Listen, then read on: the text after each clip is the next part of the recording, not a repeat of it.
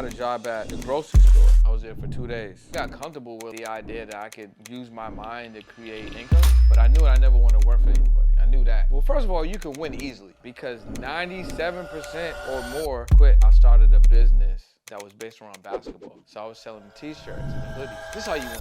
Welcome back to the Beyond the Wealth podcast. I'm your host, Andres Sanchez, and today I have Brendan Boyd sitting with me for the episode. I'm super pumped to talk through. This episode hits home for me and anybody that listens that's in the podcasting space.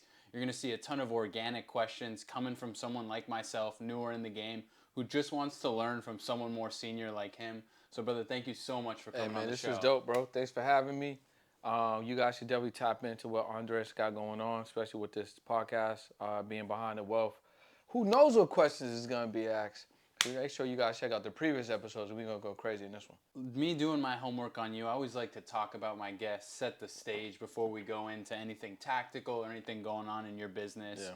Tell the guests who is Brendan Boyd, because I got the chance to look into you and your story, and you're one of that 0.001% that really made it out of a not so good early environment. Talk through that. A couple of situations, but if we're going to go back to like the childhood situation, I grew up without a dad. My dad passed away when I was 12, wasn't in my life like that. My mom was in my life, but she had a major substance abuse problem, so she passed away at 15. My great-grandmother raised me. It really seemed like she was in my life for a lot, but she died when I was 16. But those years seemed like it was like 30, you know what I'm saying? I had a brother that was shot. You know, my aunt also passed away lung cancer. My uncle passed away lung cancer. So just like a host of family members passing away and stuff like that. So that was just the breeding ground. You know what I'm saying? That was the breeding ground. But I never really looked at it as like feeling sorry for myself or, losing momentum for the things I wanted to do. Even at that age, even though I didn't know specifically what I wanted, I knew to just keep kind of going at that point. I looked at life like this is just kind of like, if we're playing a game, let's say you're playing cards or dice or whatever, and whatever you roll or whatever hand you got, that's kind of like how I looked at life. Like this is just my variables, you know what I mean? So from there, it was really just like no mentorship, no dad, no older brother, no one really in my life like that. So I was just figuring things out. But I knew I never wanted to work for anybody. I knew that much. I knew that much, like, whatever this is going to be, it's going to be without me working with somebody. Yeah. There's so much opportunity in that time for you to go in every wrong way. Yeah. And that's where I would say the majority probably would have gone. What do you think allowed you to just keep your head down and actually, like, that's very mature of you at that age to realize, hey, these are all the flaws around me, and this is why I'm in this situation. I'm going to continue moving forward, head down, and create something of myself. I think more so was like what life was showing me was, at least how I interpreted it, was what not to do. Yeah. You know what I'm saying? I knew what not to do. I knew not to smoke, not to do drugs, not to drink, not to get 5 women pregnant. You know what I'm saying? Mm-hmm. Like just to me it was just like things to not do. And even though I didn't know why I was not doing them other than what I was seeing, like, okay, not do them because this might go over here. It was like, no, my mom did something, that was a result. Dad did something, that was a result. Grandma did something, that was a result. So I was getting these lessons literally just like, over and over and over and over and over right in front of me. So that's just how I processed it. I was like, oh, okay, they did that, or, she did that, he did that. That's the result. Literally everyone that was around me in my family that smoked got lung cancer. Pretty obvious. Don't smoke. You know what I'm saying? Yeah. My dad was in the streets, and he was just street dude, and he was having a lot of sex, got AIDS. You know what I'm saying? I don't know what his protocol was like, what his lifestyle was other than the result of it.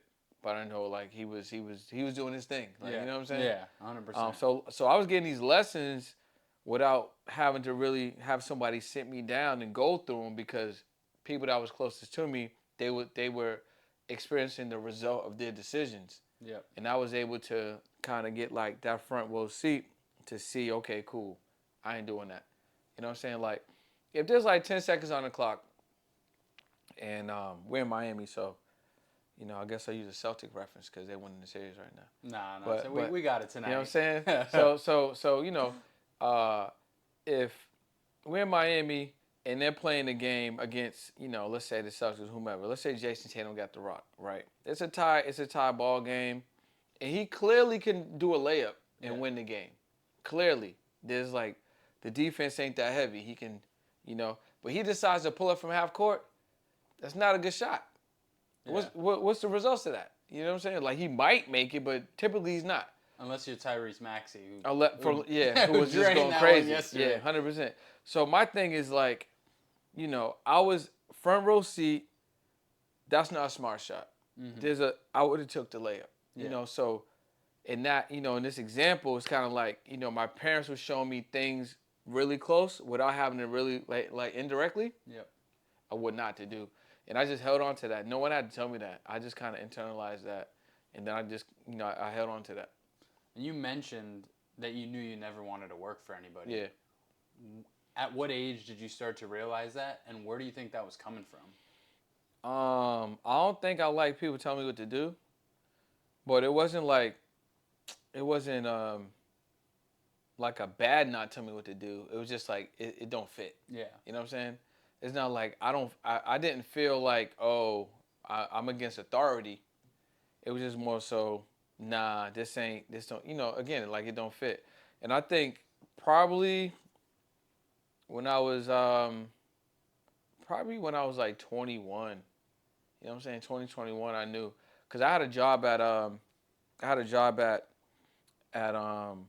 the grocery store, right? I had a job at the grocery store, and guess what happened? I was there for 2 days because I couldn't bag groceries. Not that I couldn't bag them, but I couldn't bag them. Yeah. I could not bag the groceries, bro. It just wasn't for you. Yeah, it wasn't for me. I couldn't do it. Yeah. I could not do it. Like I saw me bagging the groceries, and I was like, nah, I can't bag the groceries. I was at the grocery store having an out of body experience. I was looking at me bagging the groceries, as in, let's say you were bagging groceries. Yep. Nothing wrong with it. But I was seeing you bag the groceries as me bagging the groceries as someone in the, like, checking out.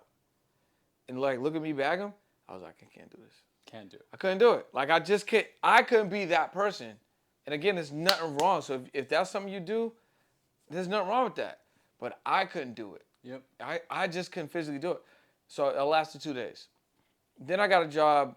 Bro, I had all these weird jobs. I had, like, a job like, did they have Cutco out here? Yeah. With the knives? Yeah. Oh, yeah.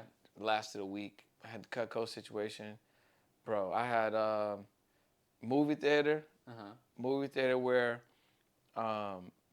you was a guy that when the movie's over, you would go clean the popcorn out and the drinks between the seats. Yeah. Get it ready for the next movie. 2 weeks.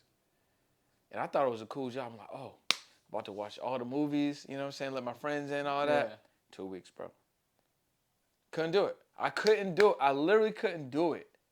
I couldn't do it. And they owed me a check. I couldn't even go get the check. Because I'm like, I'm not even going back there. They can keep the money, bro. Like, I couldn't do it. I physically couldn't do it. So, I didn't know what I wanted to do. But life was showing me, like, I couldn't do it. Yep. You know what I mean? And it's like, mindset. And I didn't even know what that was back then. But it's just, something inside me would not allow me to continue. The longest job I had was working at Sprint. Uh-huh. But I think it was because while I was working at Sprint, I started a business that was based around basketball. Okay. You know what I'm saying? So I was selling like registrations to the league at Sprint. I had a clothing company, so I was selling the T-shirts and the hoodies at Sprint while I was selling the phones. So I think that's what allowed me to stay there. Yeah. You know what I'm saying? And sales is like a little bit entrepreneurial as well. Like, yeah. I talk to people all the time because I'm in sales. It's like, hey, if you're struggling to find that kind of gig that you want or what company you want to start, go do sales because that's about as close as it can get to owning your own business. Mm-hmm. but not being responsible for all of the things that come with owning a business. Yeah. So I wonder if maybe that was a little bit too. That gave you a little bit of freedom. It was really someone I was on a podcast I think yesterday. Yeah. And it was like your hub. It's like the headquarters. Yeah. You know what I'm saying? So it's like people could go there, buy a phone from me, or go there, register for the basketball league, or go there and buy some t-shirts, buy some clothes. Or you come from one and get one or the other. You come from the other and get the other one. Like, you know what I'm saying? Yeah. So if you was buying a phone, you knew about the other stuff. Yeah. You know, if you were coming in to register for the league, maybe you buy some merch too or something. Like, you know what I mean? So, but yeah, I think this is what it was because I spent like all day there. So it was like a hybrid of entrepreneurship, but then working at the job. Because I was literally there from like 10 to 10. I would open it up and then close it. But it didn't feel like a drag to me. But I think that's absolutely why. Because I was doing my thing while I was doing it there. Yeah. So when did you take that leap of faith of like I'm not gonna do anything for anybody but myself, and you were just a full entrepreneur? I think I lasted that sprint, I think maybe 2005. You know, I think it was like 4 years. Oh, okay. So that was it. Yeah. And I was willing to like fail, bro. Like I was willing to like I would rather like not have no money, figure out where to eat, be in the house, and like don't do anything outside so I can save the money I had instead of like working for someone. And you just like that environment of the hustle, the kind of needing to find. I mean, I had to figure it out clearly, Yeah. but I felt more comfortable in the figuring it out versus having to work somewhere and have the majority of my day taken from me to do something for someone else and not have no time for me to work on or think about what I want to do. I knew that early on before I even knew what that was. You know Yeah, what I'm and saying? It just didn't make sense to me. I think that's fair too. Like that's what entrepreneurs want. It's like I don't want to give somebody that I don't know 8 hours of my day and then give myself 3 or 4 measly hours at night. It seems unfair. And I think that's what people realize when they start to get into entrepreneurship. It's like, okay, at my corporate job, I'm making 200 grand. I think I'd rather make 130 grand Yeah, no, working facts. just for me. No, that's facts, super facts. No, 100%. So when did it click for you on like what was your first kind of piece of success in entrepreneurship where you're like, all right, I've got something going here? The close. I mean, really, the basketball league, honestly, because like I ran a basketball league for a couple seasons. You know, to sign up for like $1,300, just sign up. I had 12 teams. You know what I'm saying? So it was decent. And then every team had a sponsor, so I had sponsorship money. So I think then I was like, okay, yeah, like I could do this. You know, like I could figure this out. Like, okay, 12 teams, 1,000 plus. You know, that's what 12 G's right there. Multiply that. Okay, cool. Like I can. Okay, 24,000 for a summer. Yeah. You know, so once I did that, I got comfortable with like the idea that I could use my mind to create income. Mm-hmm. But we did that for like 5 years, almost 6 years. I met my business partner from the clothing company during that time, and then that's kind of like that's when I started like really exercising my entrepreneurship palette, I guess. You know what I mean? Just using the resources I had, because at that point, you know, we had an offer, we had a clothing company, it was popular, celebrities wore it, entertainers wore it, athletes wore it. We got in stores. We were in 8 countries, online. Like it got a lot of motion. So I made a lot of mistakes, 100%. But that was the first, like, oh man, like I got a business. I work for myself. You know what I'm saying? Yeah. Like there was a lot of components that we were missing, but it was still like a proof of concept. That was like legit. Like we was in business for like 10 years. Nice, Yeah. man. And then when did you start to take content serious? When did you take your first step into content? I think it was during my real estate days because while I was in real estate, I never wanted to like be a typical broker or realtor. I kind of like fared more on the side of like $1 million listing. You know what I'm saying? Josh Altman, Josh Flagg, what's the other dude from New York? Frederick? Frederick, and then Ryan Serhant. Oh, Sirhan, yeah, So I was yeah. like those dudes. So meaning like I was like, oh man, like I could see myself $1 million listing. So I just started creating my own content. So like what I would do is, let's say, let's say you got a listing. I would hit you up and say, hey, Andres, you got a listing. I'm a realtor. I'm gonna come to your spot. I'm gonna shoot a video in there, and then I'm gonna use it as content. So it's free. It's free marketing for you. If your place gets sold, I can represent you on either maybe the buy side or whatever case may be. So they never said no, and I would take it a step further. So what I would do is if I got access to the space, I would then bring in some of my friends, and I would have them be kind of like actors, like act like they live in the space, act like they're um, experiencing it, and I would record that, and then I would use that video to show potential buyers that this is what the space feels like, this is what it looks like, this is how you can kind of navigate it. You know what I mean? So I would do stuff like that. I would also start shooting content with people in the real estate space. Yeah. So if it was a solar person, a broker, someone in mortgages, wherever it is, and I would just shoot content with them. Then I started doing interviews, but it wasn't a podcast yet. I just did interviews. I think when I started doing the interviews, that's what kind of took it a little bit in a different direction. Yeah. You know what I'm saying? Because with the interviews, it was like, oh, okay, cool. He's giving me an hour of his time. She's giving me an hour of her time. I can ask them anything. They're not pressed to leave. Everyone's saying yes. I'm like, this, I don't know what this is, but this is something. Yeah. So that's kind of how that started. And what year was that? Just for context for people listening. I mean, probably around 2017, 2018. Okay. I moved to LA 2019. So, I was still doing it, but it got really serious probably 2021 when I really started to figure out this whole podcasting space a little bit. Yeah, and that's what I was going to jump to next. Like, people know you from your podcast now, the podcasting space on coaching, and you're big on monetizing your podcast. When did you officially go from interview to being a full-time podcaster? Definitely like 2020. A friend was like, she was like, I see what you got going on here with like digital products and stuff, helping people create offers, but there's something else that you're missing with this podcasting thing.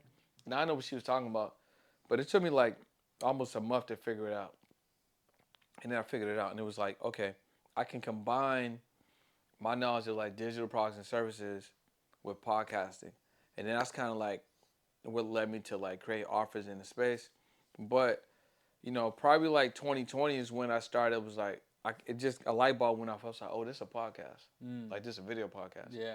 So I ended up rebranding the name of the show that I was doing to On the Pursuit Now. And then, just started running from there. Now you've built a business around podcasting, and this is something that you mention a lot in your content. People treat a podcast like a hobby or treat it like something that they're doing on the side, but don't look at it like a business, like a media company. Yeah. Talk to that. So look, what I want y'all to understand is like I was that person. I was treating it like a hobby. I was treating it like a side hustle because I didn't understand. So I'm not faulting y'all. Like I get it. Like you don't understand how you can make money. 100%. Like it's like I believe it. You think that you need YouTube subs. You think you need a big audience.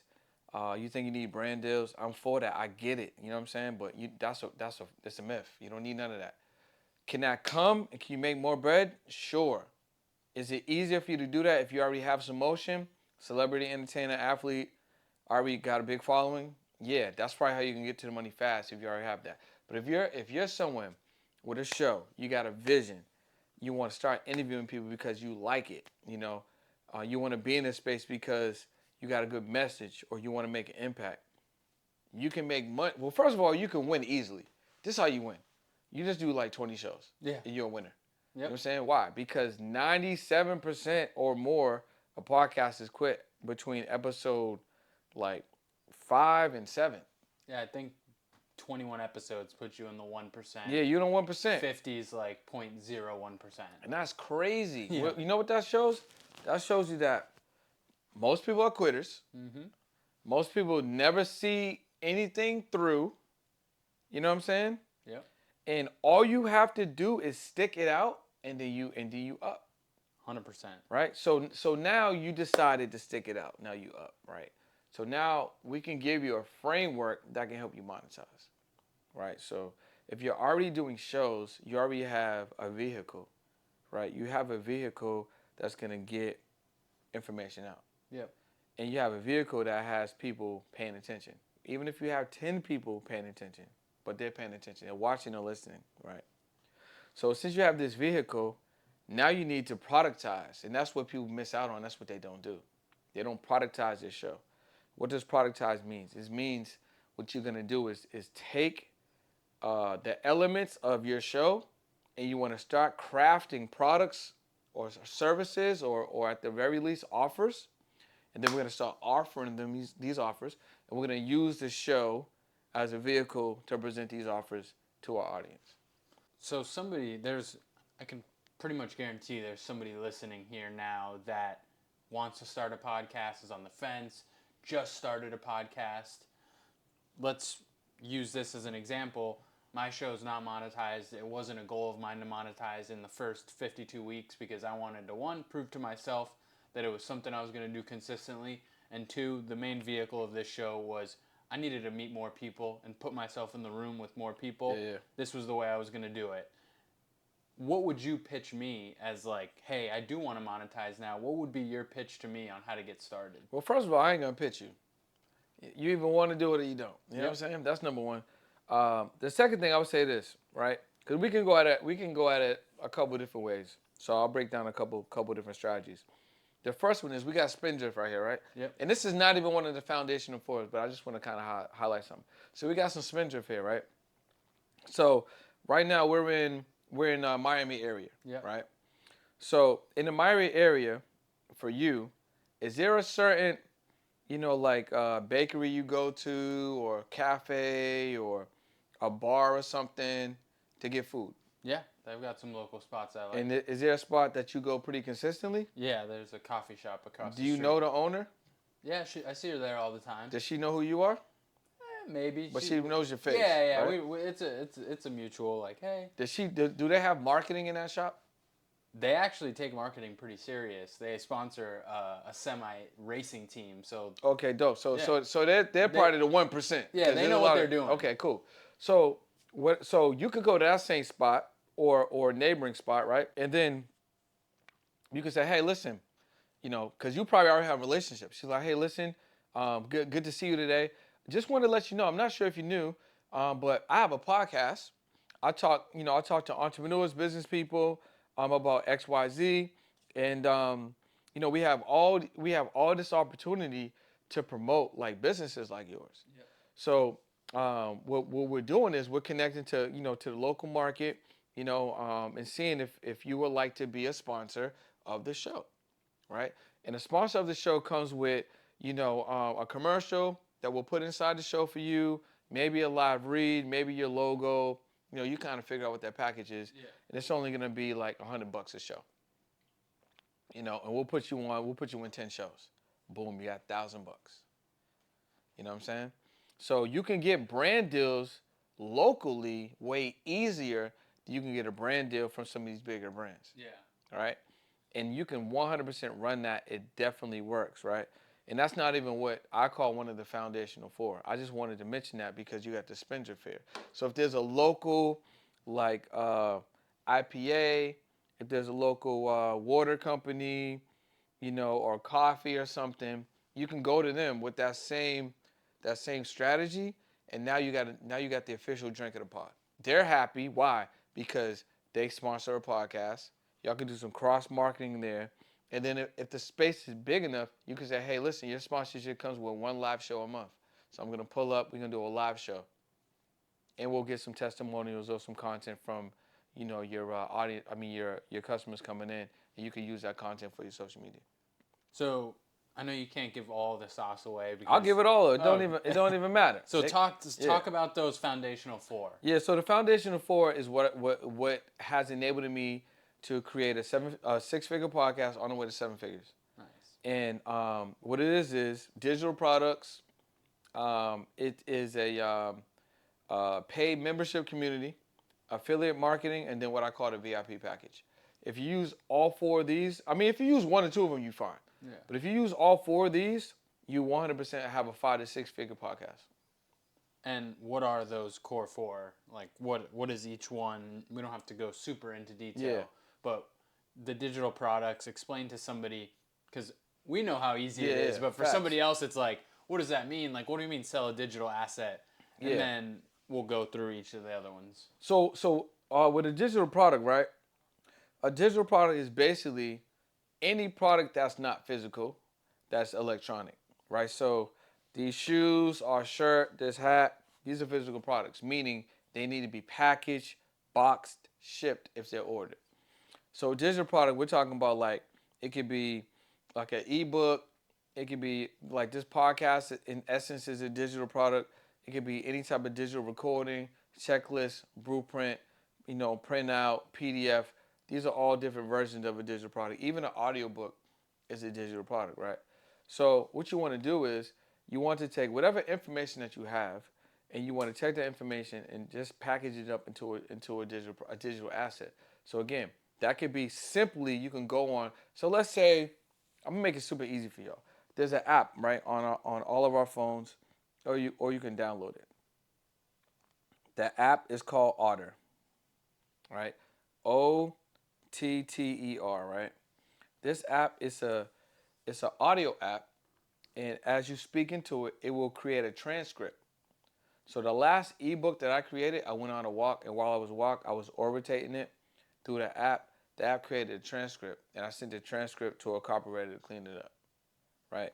But what you can do is you can use this app, you can use your voice, talk about any subject matter that you're pretty keen on, right? That you probably are an authority of, a category that you know pretty well. Speaking into the app's gonna create a transcript. Then you can go to a place like Fiverr, or if you're pretty, savvy in terms of just like, cleaning up text, you can do it yourself. But whatever you do it yourself, or you get someone to clean it up, if you put that in a like a Google sheet, you can just print that out as a PDF. That technically is a digital product. I'm trying to make it super easy for y'all. Yeah. As a printout, right? And then you could put a price on that printout. You could use a site that's called um damn, there's so many of them, man. There's so many sites you could use. I'm trying to think of like an easy one that'll just be crazy for y'all. Um, damn. There's just so Samcart. You can use Sam. I'm just trying to think. There's just so many. You can use Samcart, Okay. right? You can use Samcart. Samcart basically will give you an opportunity to upload that PDF as a digital product, right? Samcart will only get paid when you get paid. They're not going to charge you for it. So if Andres makes the purchase, Samcart's going to get a percentage of that transaction, and then you get the money. But all you did was productize your voice into text, and then you sold that text. It's like an ebook, Yeah. as an example, right? If that's still over your head, and you're someone that has been doing a podcast, and you got a couple episodes, and you know some of these episodes have been fire. This is one of my favorite things you can do. You can literally pay a virtual assistant, or you could do it yourself. Or if you just remember, right? Grab some of the top 3 or 5 things that you learned or that was given, the gems that were dropped on each of the podcasts, right? You can put that into a digital product. Like, the 50 things I learned from 50 entrepreneurs. They already told, all you're doing is repurposing your information, Yeah. right? You can monetize that. So that would be your ebook, right? The next thing is community. It's one of my favorites, man, right? This is a paid membership community. So with the paid membership community, you got to understand that it doesn't matter the size of your podcast. Some people want access to Andres. Some people want access to you, but they can't get the access because you're not offering the access. Fair to say, right? So because you're not offering the access, they can't pay you. Yep. So I always use this example, and it's like taking a flight. So where would you want to go? I've been really wanting to go to Spain. Boom. So we're going to Spain. So on Spain, there's 2 ways that we can get on a flight. We can go economy, or we can go first class. How you want to go? I would like to go first class. Okay, boom, first class. Why do you want to go first class? Because You can get on the plane first, get off first, pillow, blanket, headphones, menu, probably a free drink. You might meet the captain. You might sit next to somebody, so the network is going to be there. The flight attendants are way nicer to you, and the bathroom's right there. Hella convenient, Yep. right? Or you can sit in economy with a third row, baby's crying, just wait to get in the bathroom. You hit the button for the flight attendant, you still waiting on her. You ordered a drink like 15 minutes ago, drink ain't here. It's not the best experience, and you don't even got no room for your elbows. Yeah. It's Who not wants worth to do that, right? So the economy is how people are experiencing your podcast when they go to Spotify, Apple, Google, or YouTube, because it's easily accessible. The mass majority of people can do that, right? Now, people want to experience your podcast inside of a gated platform because that gated platform is going to give them more access. Now they're essentially paying to be closer to you, connect with you, talk with you. 100%. If I could lock in with Andres from Beyond the Wealth podcast once a week, right? If I can have an influence on what questions he might ask, if he may have a virtual meetup, a physical meetup, if I might get access to his book list, if I might get access to his content strategy, if I can influence what guests he might plan to have on the show, if I can ask him any questions about my journey, I'm paying for that. Yep. It's worth it. And guess what? If you got 50 views and 10% of those views want to come in the paid community, that's $50 per person, right? That's $500 if it's $99 a month. Now your podcast is making $500 a month from 5 people, not 5,000 views, not 5,000 downloads. You know what I'm saying? But people expect that it has to be YouTube money, and that's not true, right? Affiliate marketing, that's a multi-billion-dollar industry. All these companies already have products and services already. They're gonna sell it. They're gonna do the fulfillment. They're gonna do the customer service. All you need to do is share, register, sign up, share. That's it. Yep. And you can use your podcast by creating commercials or live reads for these products and services, and then put them in the podcast. And then when you drop the podcast, let the podcast do the work. You might be 8 months into the future, look at your PayPal, and don't even notice that you got a couple $1,000s in there from one of your episodes that is going crazy that you did 8 months ago. Yep. Yeah, that's something that I'm very attracted to and I'm like actively working on in my podcast. It's finding affiliates that I use the products already, enjoy them, because as a podcaster, you set yourself up for infinite returns essentially, because like you mentioned, YouTube is a very finicky product. Yeah. You might put out a video and it gets 80 views, and then 8 months later you change the title or the thumbnail and it's got 100,000 views in 24 Facts. hours. Yeah.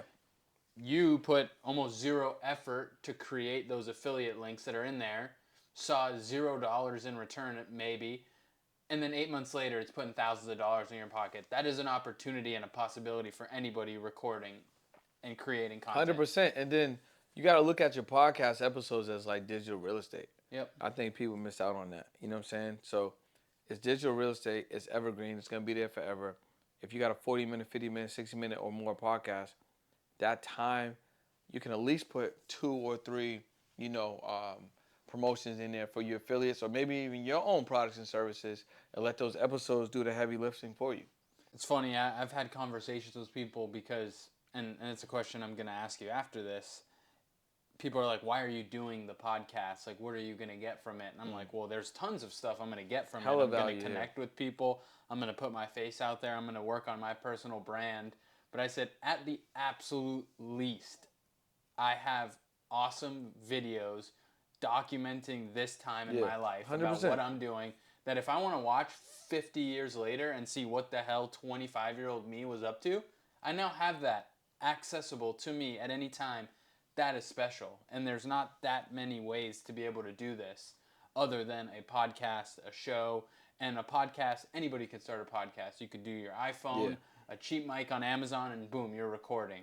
And that's what I love so much about this. Yeah, man, it's really a cheat code, bro, 100%. Like, if you want to meet people, I remember being in Boston, and I was like, damn, I don't know no millionaires. I don't know nobody's really getting it. I don't know anyone on a higher level. All my friends, everyone I got access to, is just working corporate. So this gave me the opportunity to sit down here and connect with you, or Yep. travel to Mexico or all these different cities, you know what I'm saying, and do a podcast, or, go to London and be able to speak at a conference, all that stuff. Why? Because I decided to turn on the cameras. Yep. You know what I'm saying? Like, this is the cheat code because you don't even necessarily, some people that you would have to pay for their time will give it to you for free on the podcast. And they will literally tell you every little thing that you want to ask them without you having to haggle them because you got the cameras on. I've mentioned that multiple times on episodes where I have done the math and I think I've saved myself around $40,000 in masterminds because the people that charge for them sit next to me for an hour and a half of undivided time and Yeah. attention, and I get to pick their brain for free. And for me, that is invaluable. And one of the main reasons why I did the show, and people don't realize, like, getting this face-to-face connection with some of these high-level people you've watched online and have created content, is a very unique and special thing that you're able to do. And that's what, for me, is one of the biggest drivers for me to continue going forward. I just continue to learn, continue to get free interactions. I mean, it's not free. I'm working hard, I'm setting things up, I'm doing things on the back end, Yeah. but I'm not paying full price, and I'm getting one-on-one undivided attention. You can't beat that. Yeah, and the other thing that you didn't mention, but hopefully you guys will get it. You're able to build a relationship. Yep. And sometimes that relationship might come with more opportunities, or it may come out with a collaboration, or it may come with a referral, or it may come with like just a pass off. There's just so many things. I sat down with one of my mentors that I've been wanting to sit down with since I found him on YouTube, probably 2021. He makes almost 1.5 a month. He was sitting right next to me, and he broke down hella strategies to me. Now, I bought his program prior, so I already invested 15K. Mm-hmm. But if I didn't invest in 15K and I just had him on a podcast, he would have answered anything I gave him. Yep. You know what I'm saying? But being able to sit next to him, vibe out, connect, right? Build a relationship, share some energy, build that know like trust, which I call that KLT, right? And then actually be able to get the number. Now I can text him, hey, what you got going on? Oh, this is what I got going on. Oh, I got this. You should pull up. Why? Because he spent that intimate time and he was able to see what type of person I was. I was able to see what type of person he was, right? And it was something that was like synergistic. You're able to do that with the people that you have on your show. Or if you're a guest, you're able to do that by guesting on other shows as well. Yeah, 100%. There's so much opportunity in this space, and it's a good segue to my follow-up question because we both know the answer, but most people behind the camera don't.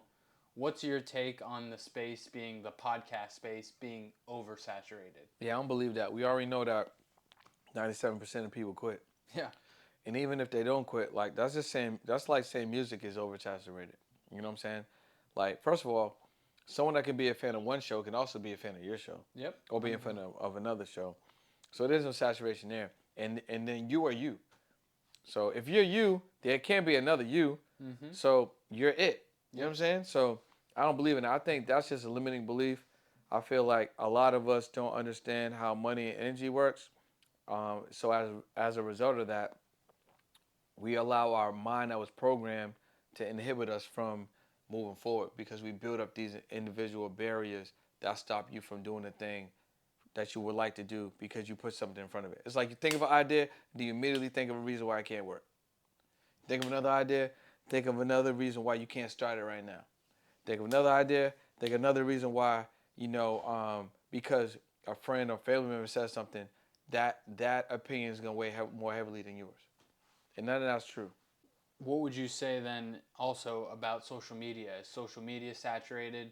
Is there still plenty of opportunity for creators to come in and make money? And maybe money's not the reasoning, but is there still views to be got? Yeah. I think with social media, yeah, there's definitely still views to be got. I think you just gotta be creative. Like obviously there've been times where you post something up, you get more motion, or certain video styles get more motion, or lives to get more. It just kind of depends, right? I think it comes with frequency, the more people know you, the more they can flow you. Yep. I love So that. if I don't know who Andres is, I can't do business with him. Yep. Or if I seen him over here once, but I don't see him again, I might forget. But if I see him here, and then I see him there, and then I see him on this show, and I see him on that show, and then he's doing a pod, and then next time I see him, he might be speaking at an event, or next time I see him, he might be in a video with an influencer. I can't get from around him. So I'm paying attention, right? Yep. So I feel like that opportunity exists for a lot of people. I think we really just need to take advantage of it. For sure. Yeah. A question I like to ask towards the end of all my interviews is if you were to look back in 10 years, so let's say 10 years forward, if you were to look back, what needs to happen in the next 10 years for you to think you were successful? I think for me, man, it's just been growing. I think I've been evolving, at a rapid pace. I feel like for me, success is measured in time, right? How much time freedom do I have to spend doing the things I want with the people I want to do? So for me, it's just like systemizing, optimizing, putting my time in areas that's going to yield the biggest return financially with the least amount of effort. Mm-hmm. You know what I'm saying? So being here and having my community call run, starting another business in the podcast space and being able to monetize that without me having to physically do the work. You know what I'm saying? Like just hit my metrics and then just being more exposed. I think the other thing I would add to that would just be like health. You know what I'm saying? Like today I had a guest on my virtual podcast today and he was talking about um, scalar light, which is like the light from the universe, Mm. and how this energy, this free energy, all around us can heal us. And he built a machine that he calls an instrument that he can take your photo that was frozen in time, put it inside of the machine, and then send you the scalar lights out, scalar lights out, and that energy meets your energy in the quantum field, and it can start sending you higher levels of good energy. Or if in that picture, because the machine he discovers that you might have, let's say you got a disease, he could take a photo of the disease in your picture and put it in the machine, and that could start to heal you. Crazy, Wow. crazy shit, That's crazy. right? But my thing is this: having time freedom at the forefront and having like forward ways to heal yourself, because we all know like the medicine in America is crazy. I mean that ain't necessarily the wave, right? Yeah. So if you're able to just tap into like what's gonna work for you, so you can stay the healthiest as possible as you move forward to take care of your family, have greater life experiences, and be happy. I think that's really what matters. Yeah, and I've actually gotten my first exposure to health or taking health really serious. I was an athlete my whole life, and when you're an athlete, you could eat whatever you want, do whatever, and you think you're invincible. 25 now, not playing sports for a while. Yeah, yeah. I got overweight, and now I've been doing 75 hard for the last 26 days. Oh, dope. I've been taking health serious for the last 40, and I'm down 28 pounds. I feel electric, like I feel amazing, I feel great. I'm eating good foods, I'm not drinking, and I hear it over and over again, and people talk about it on podcasts or experiences, and it's real. Like I feel as good as it was supposed to feel. And I love that you mentioned health because I think it's such an overlooked area Yeah. where people just think like, oh, like I'm good, like I'm not super fat, but it's Yeah. like, what are you eating? What are you doing on a day-to-day basis? How are you treating yourself? So I love hearing that that's part of your 10-year plan. Yeah, one thing that I learned from Wes Watson, I think that kind of really hit me is like really understanding like mindset, discipline, routine. I knew that, but hearing him say it, obviously it hits. But then also like he has this thing that he says, um, rich, ripped, and rare. And I think if people can follow that for themselves, like being rich, mind, body, soul, finances, Yep. spirit, finances, right? Being a good person. Ripped, being the healthiest version of you. You know what I'm saying? Rare, being not a follower, being a leader, being someone that's always looking to progress and grow. You know what I'm saying? Like Yep. that's how I feel. That's how I interpret it. So if you can be a triple R version of you, you're gonna be in good shape, bro. As we wrap up here, we talked about your community and we mentioned it even off camera. I want to give you the opportunity to shout out your Yeah, community and give facts. people listening Yeah. why should they join and why should they be part of it. So listen, man, if you guys are interested in learning more about podcasting, monetize your podcast, the power of exposure, if you want to meet other 6, 7, 8 figure entrepreneurs, if you want to learn content strategy, maybe you just want to hang out with me twice a Yeah. week. You know what I'm saying? Whatever it is. I got this amazing community called the Action Takers. And right now, this month, literally, I'm teaching them how to build their own paid communities within my community so they can create recurring revenue. One of my mentors shared with me that you do not have a business unless your business is producing recurring revenue, right? So that needs to be a forefront, especially in this country where inflation's going crazy, everything's going up. You got to make sure you got money coming in every single month, realistically every single day. So join the community, try it out for 30 days. It's only $99 a month. Worst case scenario, 8 hours of your life you invest it to learn something and you get access to information and meet some really cool people. And I help you make some money by accident. You know what I'm saying? So if you're interested in that, text the word community. Text the word community to 213-410-4920, and we'll take care of you. For sure. And then where is the best place for people to connect with you? Yeah. That's a great one, man. Same thing. I would say just text the word community to 213-410-4920, because once you're in our text community, we're able to give you access to everything that I have going on. I do a free workshop every single week as well. But yeah, you guys can tag me on Instagram at It's Brendan Boyd. Also YouTube, I got a podcast as well, so you can check it out over there. But yeah, man, this has been dope. I want to encourage you guys to first off subscribe to the channel, right? Because that's gonna be good for YouTube. So subscribe to the channel, and I challenge you to send this podcast out to 3 of your best friends right now. Get more views on this episode. Hell yeah. Thank you so much, brother, for making the trip down here. Thank you for sitting here and having this conversation with me and providing my listeners and my audience with so much value. I can't thank you enough. Yeah, man, 100%. I appreciate it. And again, make sure you guys share the Beyond the Wealth podcast. Tap in with my guy. If you just checking out for the first time, go back to the last episode, but definitely share this episode out, man. We'll see you guys on another one. Yes, sir. We'll see you guys next week.